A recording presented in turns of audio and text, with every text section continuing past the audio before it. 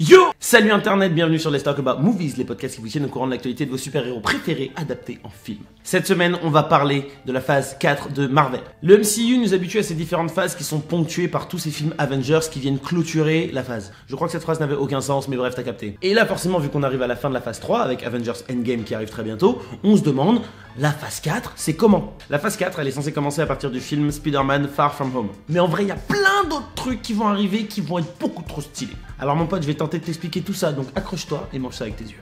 Oh, ça fait longtemps que j'ai pas dit ça aussi, oh là là.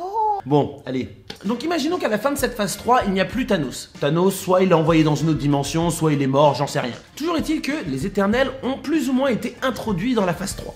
Donc on sait que les Éternels, les Célestes seront très présents dans cette prochaine phase. Et du coup, Kevin Feige a laissé penser qu'il pourrait y avoir des films sur les Éternels. C'est un groupe de super-héros qui est un petit peu inconnu au bataillon, c'est-à-dire que même les gros fans les connaissent pas vraiment. Du coup, je vais pas vous les présenter là, je ferai une vidéo pour vraiment vous expliquer qui sont les Éternels, quels sont leurs pouvoirs, d'où ils viennent, en quoi les Célestes sont plus ou moins liés à eux, je vous expliquerai tout ça. En tout cas, ce qui est sûr, c'est qu'ils seront très présents dans la prochaine phase, mais il y a encore d'autres choses qui vont arriver, je t'explique. Sans trop vous en dire maintenant, parce que je veux pas vous spoiler par rapport à la prochaine vidéo que je suis en train de préparer, les Éternels sont plus ou moins liés à Thanos, en particulier un Éternel, qui est genre son frère. Du coup, il y a même une possibilité que Thanos fasse partie de ces films, mais pas le Thanos qu'on a là maintenant, celui qu'on connaît dans Avengers Infinity War et Endgame, mais le Thanos il y a genre 2000 ans. Donc ce serait vachement intéressant de voir un Thanos avant qu'il devienne fou, sachant qu'il est bien différent de celui des comics. Je vous ai déjà dit également plusieurs fois qu'il y avait eu l'achat de la Fox par Disney, donc ça ouvre encore un autre champ de possibilités. On parle des X-Men par exemple, un film entre les Avengers et les X-Men pourrait se faire, mais ça va prendre énormément de temps, je pense qu'au moins 5-6 ans avant qu'on puisse commencer à en parler. Et déjà, il y a tous les projets que Disney a annoncé, qui doivent être terminés avant de penser à d'autres choses. Et dans ce qui a été annoncé,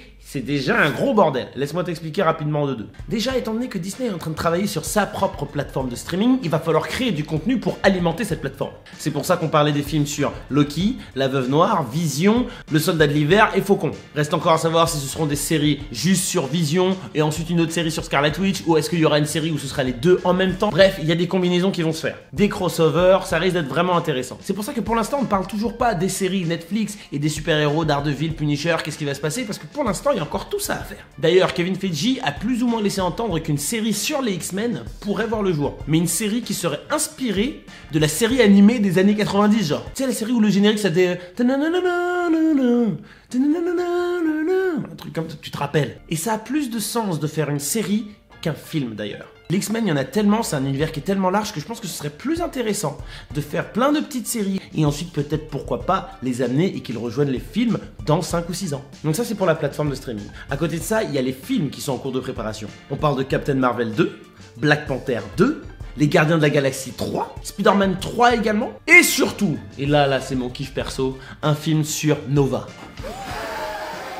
Ça, je crois que ce serait franchement carrément beaucoup trop stylé. Si vous ne savez pas qui est Nova, dites-le moi dans les commentaires, comme ça je peux peut-être vous faire une petite vidéo pour vous présenter ce personnage. C'est littéralement mon personnage de comics préféré. Voilà, toujours est-il qu'il va y avoir beaucoup de projets, de films, de séries, également des courts-métrages, ce qu'on appelait les one-shots, qui sont en cours de préparation et qui vont arriver, et je pense qu'on sera vraiment tous super contents. Beaucoup de personnes étaient en train de se dire que le phénomène des super-héros risquait de s'essouffler, mais je pense qu'avec cette nouvelle plateforme de streaming, avec le rachat et les différents crossovers qui vont arriver, là on va arriver sur une nouvelle dynamique qui va être vraiment top. Enfin bref, voilà, c'est tout pour cette vidéo, j'espère que ça vous a plu. Regardez les deux dernières que j'ai fait ces derniers temps, et puis si ça vous fait kiffer, eh ben abonne-toi aussi, parce que ça franchement ça ferait plaisir, un petit pouce en l'air, tout ça, tu sais comment ça fonctionne. Je vous fais des bisous, on se retrouve très bientôt, d'ici là regardez de bons films, je vous fais peace, ciao.